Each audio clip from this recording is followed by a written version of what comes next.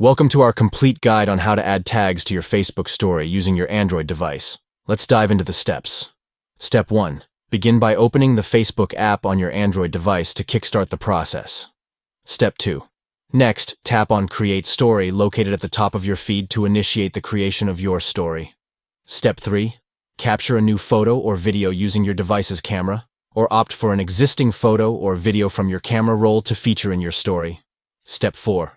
Tap on the sticker icon, which is usually represented by a square smiley face positioned at the top right corner of the screen. Step 5. Look for the tag sticker among the sticker options and proceed to tag the individual you wish to tag in your story. Step 6. Once you've tagged the desired person, place the tag sticker anywhere on your story by adjusting its position. Step 7.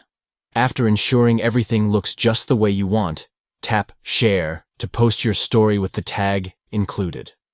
By following these steps, you can effortlessly personalize your Facebook story by tagging individuals and adding a personal touch to your content. Thank you for watching. We hope this guide has been helpful in demonstrating how to add tags to your Facebook story on your Android device.